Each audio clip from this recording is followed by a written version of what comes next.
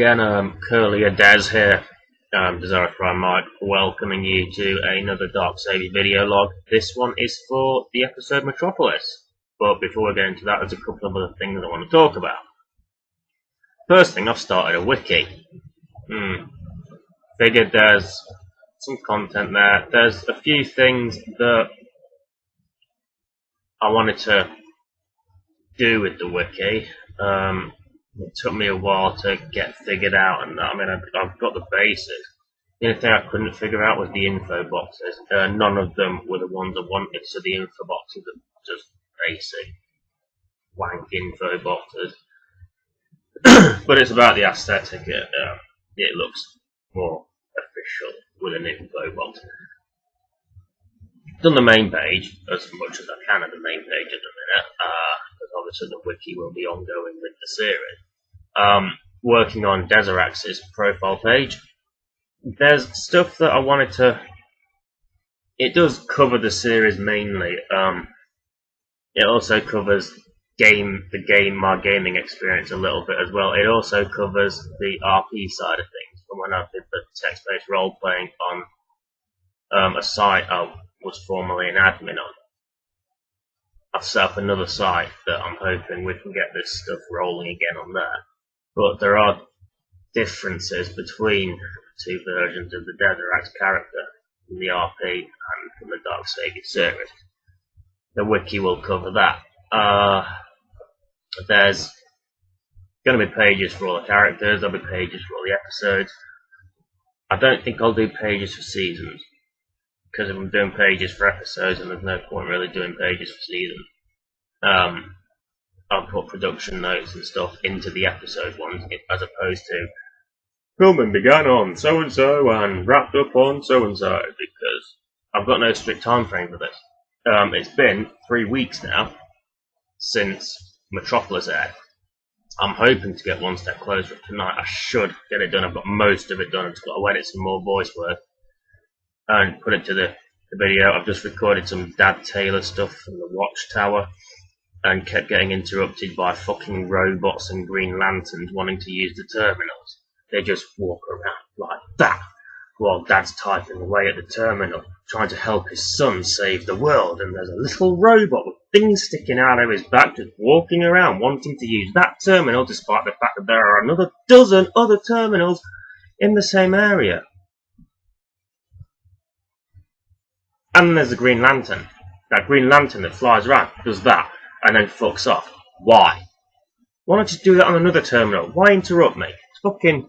I call it video bombing, because that's pretty much, it's like photo bombing, but with videos, and it's happened a couple of times in the series.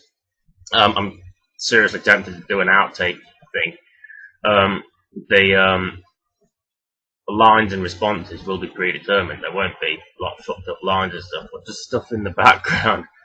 Like, when I was shooting Metropolis, I'll get to that, because a couple of these are from the Metropolis thing, so I'll get to that in a bit. Second thing, the wiki, I'll put the link, I'll probably put it at the bottom there somewhere, and we'll have it in the corner like they do when they introduce Bane. Or I'll, Night Shift Coffee. Or I'll put it in the description below as well. The second thing I've done is I submitted the pilot to the SOE Player Direct thing. So that's been looked at, and that I've got an email response saying it's been submitted, it's going to be checked by the community manager and all that shit. Yay. At this point I'm not really that fussed if it goes through to the Player Direct section, because since I posted it, the response has been fantastic. Loads of people have come forward saying good job, and they've enjoyed it, and I've even had one guy, might be a guy, might be a girl, I've had a person post a lengthy comment on YouTube explaining different programs and different frames per second and stuff like that, and stuff that I think I understand, saying this is how you can make it better. They also said good job, keep up the good work and all that stuff, but it was a helpful comment thing that I will take under advisement, and I'll probably stick with what I've got. Like I responded to him, I'll stick with what I've got for the rest of the season. I've only got 2 episodes left, and I will look at all that stuff in the pre-season for season 2, because there is a season 2. There's also another thing. There's going to be a series of videos that are standalone adventures, but they can be categorised as 2 things. The first, a sequel to the preceding season. Second, a prequel to the coming season. The sequel type prequel thing, the one I've got coming up is Deseret Flow Girl, Reluctant Alliance. I'll elaborate more on these things in the post-season video log that I'll do, because I will do a separate one. I'll do my video log for the season finale, but I'll do a separate one after talking about stuff. Flow Girl is one of the founding members of the Justice Realm, which is my league on DCUO. Myself and Altari being the other founders. But I paid for it because I was legendary. Yeah, shut up, Mike. No dick waving here, promise. But yeah, so I decided to introduce a new character each season. There will be new characters coming in season 2. There's at least 3 more coming in season 2. But yeah, Flow Girl will be introduced in the season 1 sequel, season 2 prequel, and there'll be a few more of those as well between seasons. Yeah, that's all I'm going to say about that on that.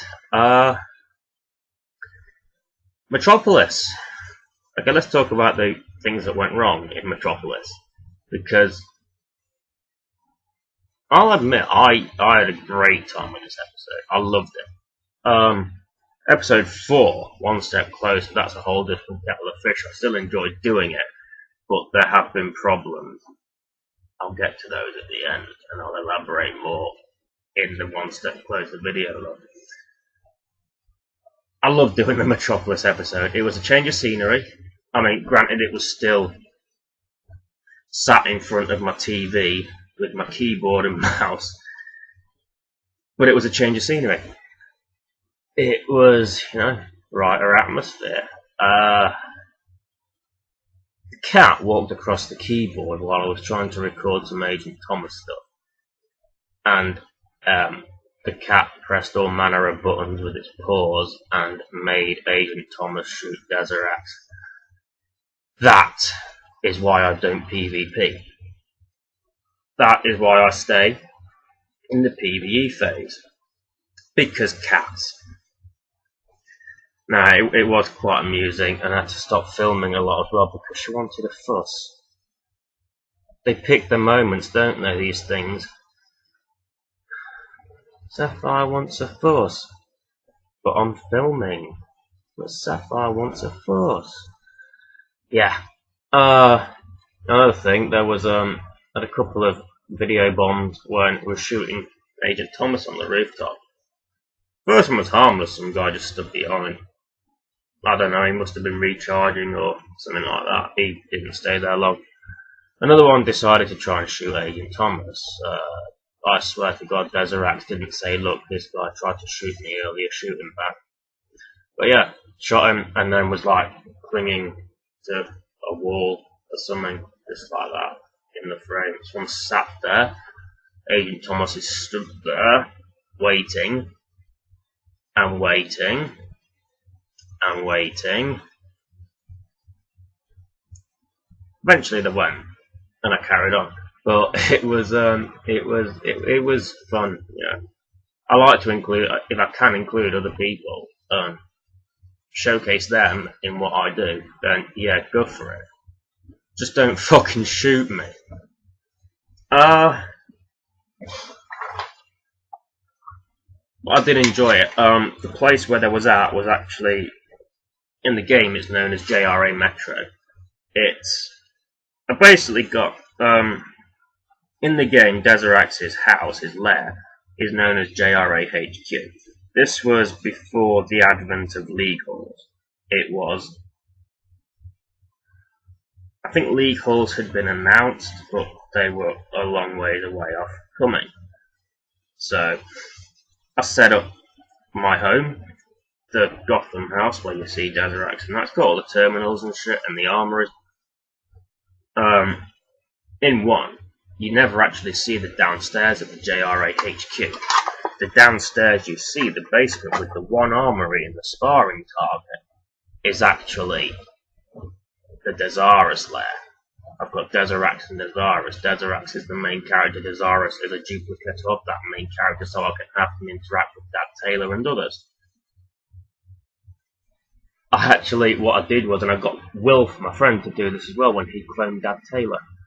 So we could have Dad and someone else in the same scene. Deserax and Desarus live in the same place. That thing where you share a base with someone and it says select a base to enter? Yeah, I deliberately set it up so Deserax and Desarus have the exact same house. Obviously the decor is different, because one's just hit level 30, one's a combat rating 98. But they're in the same location. My Dad Taylor shares the same location right outside the Brainiac zone with Wilf's Dad Taylor clone that he made.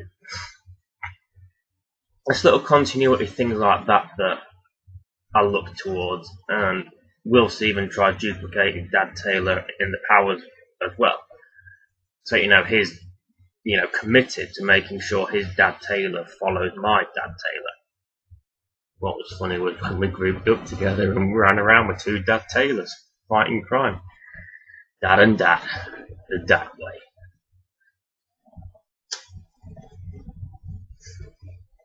So yeah, the JRA Metro, the place where the lab by the steelworks.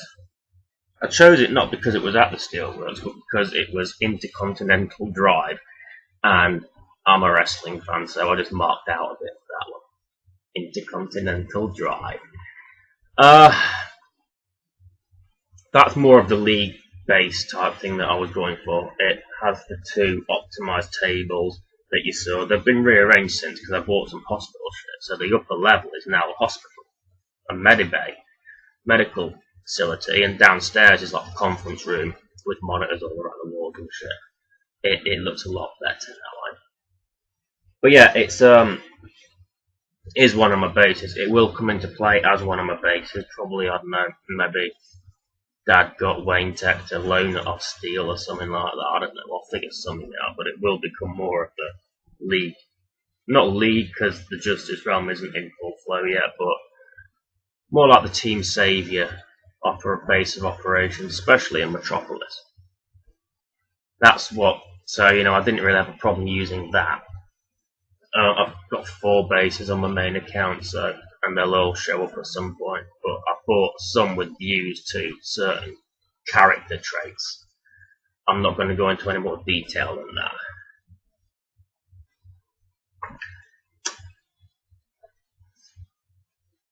What I wanted to do, the main reason on the Wiki page, I put that Agent Thomas was a character created specifically for the show, which is kind of funny because very few people know about the RP thing, so to them everybody is created specifically for the show, but Thomas was never a part of the RP.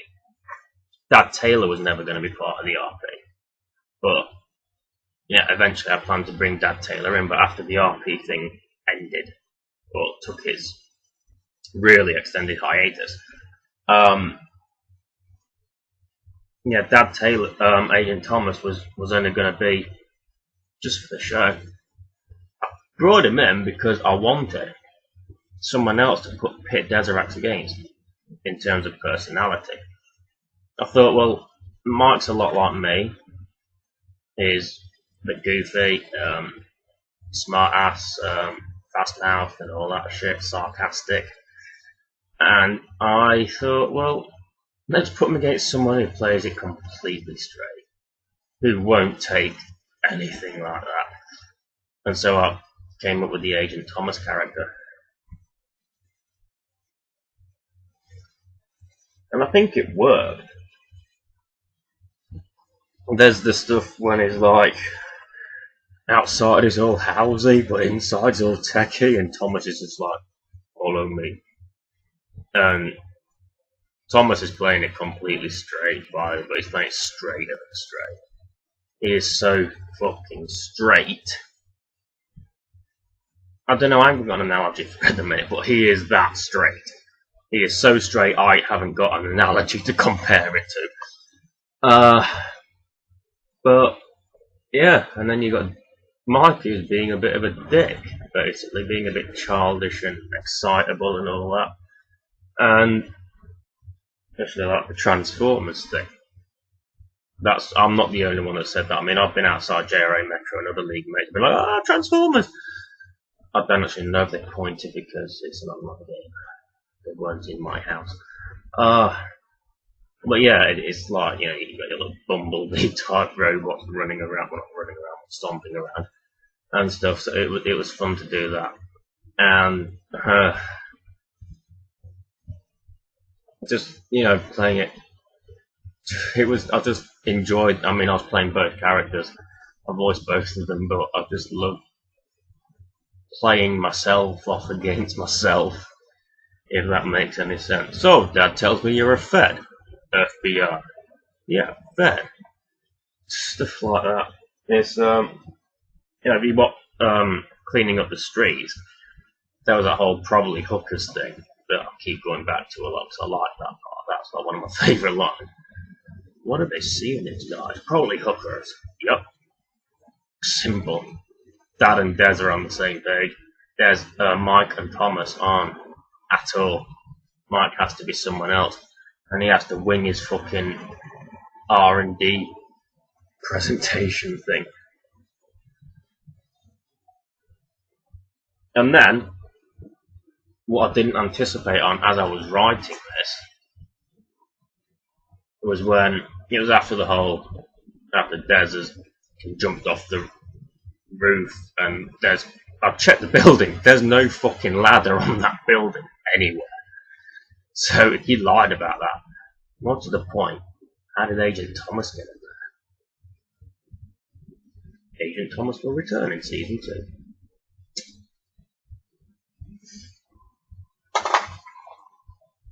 See, I'm a tease.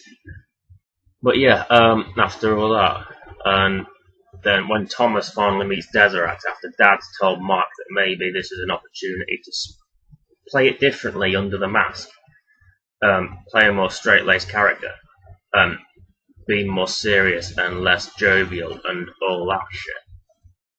Basically, not be Mike. And then what I didn't anticipate when I was writing was that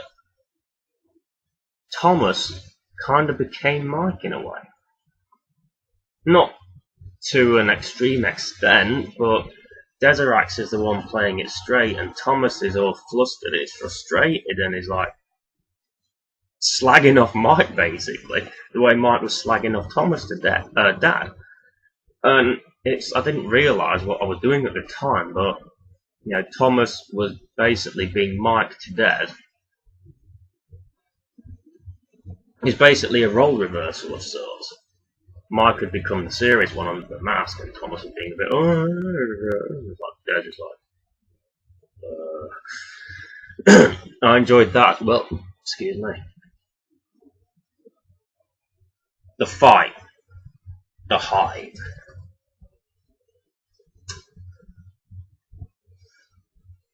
The Metrodome. When I first played this, you had that option of going and you had more missions to do on your 1 to 30 thing. I recently realised that apparently I can actually go and do the Metrodome thing with the Desirous one. It's just not a journal mission. It's a side mission sort of thing. But when I started the game, that was one of my journal missions. It wasn't with Des. I didn't realise I could at the time with Desirous, the other version. So I went into the Metrodome with a combat rating of 98. I went into this level 8, whatever place, severely overgeared, overpowered. I mean, I think the term's OP, and I was way OP for this. So I had to try and I had to basically hold back a bit. I was like trying to go through it, and it helped in the sense that the fight wasn't too long. Going through it wasn't overly huge, like it was because I used Desaris for Cape Carmine. I didn't use Deserax for Cape Carmine. I used Desaris for Cape Carmine in cleaning up the streets. But with this, I had to use Deserax because that was my only way in. I mean, I guess I could have grouped the two because Agent Thomas had that mission, so I could have grouped it and sent him in, just kept him out of the way, but, you know, I couldn't ensure his safety. Remember, it's a shutdown operation, not a guiding tour. So yeah, I'm going in and I'm doing this stuff. Look, I mean, I took a few hits, which is fair enough, but I had to hold back, and it was another little outtake thing. I forgot to free the first scientist. I freed the scientist 2, 3, and 4, you know, the ungrateful bitches. And then I got to the thing where you're supposed to do the terminal, and bam, bam, bam, and then the door opens, and I'm like, this terminal ain't working. What have I done wrong? And my mate was over Mike. He was, is going to have a role in season 2.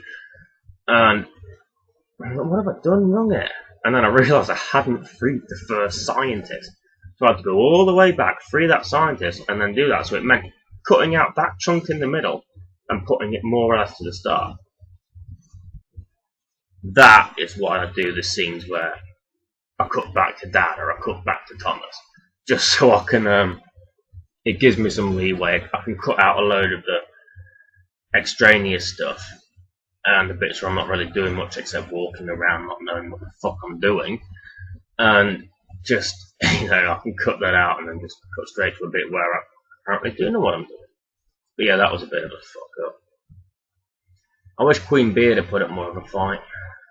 Wish it didn't. But yeah, all in all, it worked out well, and I enjoyed doing it. It's like probably my favourite episode of the season so far. It was a fun thing to do. It was one of the easiest ones I've had to do. And don't get me wrong, none of them are overly hard, because basically all I'm doing is recording myself playing games, and I record my voices. There's been some editing issues recently. I've had problems. That's why there's been fucking such a big gap between this Metropolis and this episode coming up. But yeah, Movie Maker's being a bitch. But that person that commented did suggest some other movie editing software. So we'll see how that goes. I'll talk a little bit about One Step Closer before I sign off. We meet the sister. Gazarax's sister Betty is introduced. And she ain't nobody's fault. She is smart, she is on the ball, and she's voiced by me. I was going to get Zoe, Flow Girl, to voice Betty for me, and it turns out she can't do accents. So Flow Girl will be British. Ultari will most likely be British as well. But yeah, Zoe can't do accents, so I basically had to use my RC voice from my Transformers work that I do, and we'll see how it goes. There's also the problem, I did this in Metropolis as well. I forgot to hit record a couple of times, which meant going back and reshooting stuff, and you know, it's a few setbacks. And there's also the problem that the main fight in One Step Closer takes place in South Gotham. It's open world, it is unpredictable, it's not like running Hive or running Cape Carmine where you know where you're going, you know what you're doing. There are things left, right and centre that are, you know, changing constantly. Subavatars being built, wing armors flying around you like bastards. I don't like wing armors. But all in all, it was, it's coming together. I hope it works out. It's almost done. I've just got to put the last bit of the fight audio to the fight footage. But yeah, I'll elaborate more on those problems and stuff in the video log that precedes that episode. Anyway, I have stuff to do, so you shall see me next time.